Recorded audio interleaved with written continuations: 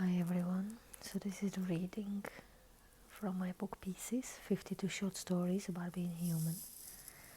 And today's chapter is Misunderstood Love. It's a really long chapter, it's one of my longest in the book.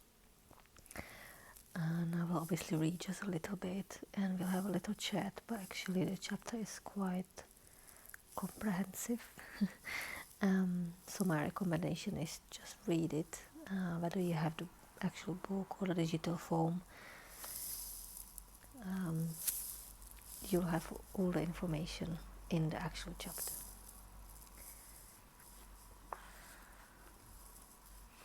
So the little bit that I'll read.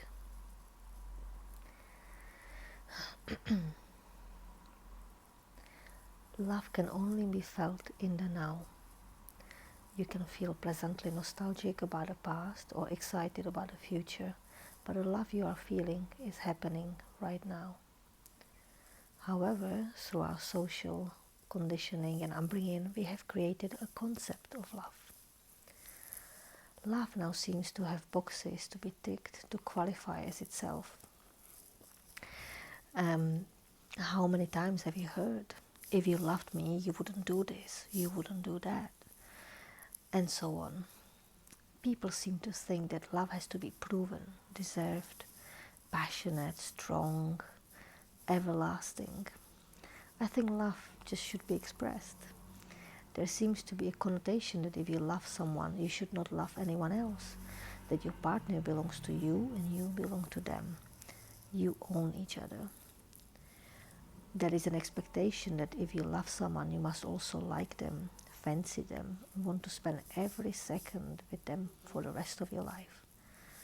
For many, there is also the implication of marriage and children as the only way forward if we feel love for another.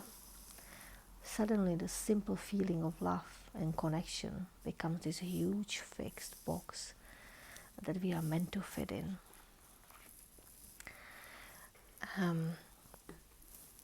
This kind of really summarizes nicely what I'm covering in the chapter. It's an idea of love, what it is. We can explore this in a chapter, and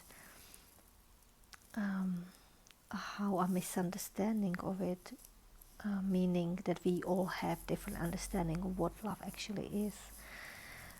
So we also have the misunderstanding between each other that then complicates our relationships, because we can't communicate clearly what love is for us, how we view it, what we need from it, what we want from it. And when we want and need different things, clashes come, and obviously when we love, we expect the other to read our minds. They meant to know it because they love us. They suddenly supposed to become mind readers and know exactly what we need and want at exactly, every point.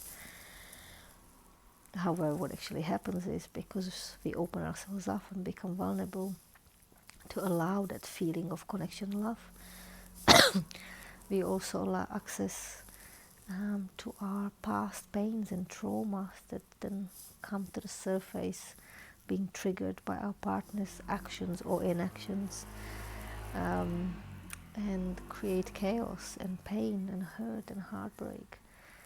And in a nutshell, the only way through this, it's therapy, really, or very good coaching. You just need someone to guide you through those triggers and those old traumas. Pardon me, I've overcoming cold. To come over all this, so then you can just bring peace and compassion to the relationship, and it becomes easier to communicate once everything's healed. And then you can decide if the person's presence benefits you enough to warrant you want to be with them for prolonged period of time, but it's every day or most of the days of the week, which then in our society you would form an actual romantic relationship. But I think the kind of old ways of doing things are falling apart and coming apart because they just don't work for the way we are now. And I think big changes in relationships and how we all relate to each other, not just as romantic individuals, but families and friends, colleagues, people, in the world, all that is changing. And I'm actually quite excited to see what's going to happen. And I think by the time I'm really, really old, if I'm still alive, like let's say I'm 100, I think the world will be quite different. And that's the one aspect I'm excited about for my son, actually. I think if we allow it, the world can get so much better. If it's just every one of us just little tiny bit on a personal level, the impact is gonna be enormous. And some of you will become vegans because that's what you believe, or at least slow down on the meat. And some of you will be more, wary of using plastic, and some of you will shop more secondhand. And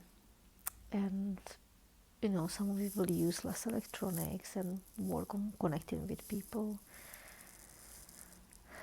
But I'd say all of us will make a difference the way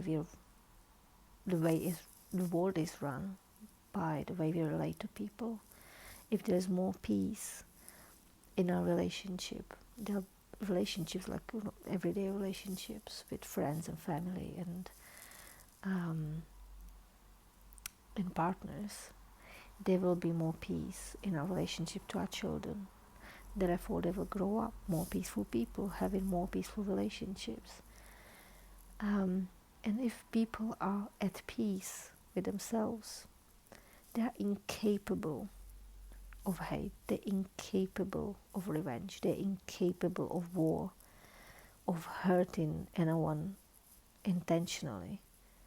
Only scared people hurt other people, only hurt people hurt other people.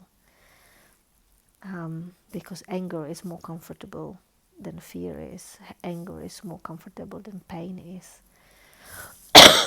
Pardon me. So, if we can bring more peace and love, no matter how cliche it sounds, to our everyday interactions, that's what will change the world. So if you can start with yourself, if you can take steps to heal your pain so you're not afraid of it, and take steps to create peace in your own life so it spreads from you to your family, to your friends, to your children, that's the best you can do for the world. And it will cost you nothing unless you pay for therapy, then it will cost you a fair bit. But there's so many books, there's so many online courses, there's so many resources that even with very little cost you can still work on yourself and on your feeling of peace, and spreading that peace and then love around you will eventually heal the world. So let's end on this positive note. Have a read in a chapter because I dissect it to quite a bit more detail and use lots of metaphors to help bring my point across. And I would be very curious what you think about it. What's your opinion? So let me know. And have a lovely evening. This was a bit like bedtime story, wasn't it? With this lighting, with my little one sleeping here. I need to keep my voice quiet and light low. But during the day, it's impossible. Like he's a force to be reckoned with. So there's no way I can sit down and read and speak. So it's gonna be like this for the rest of the book. So alright, take care and we'll speak soon again.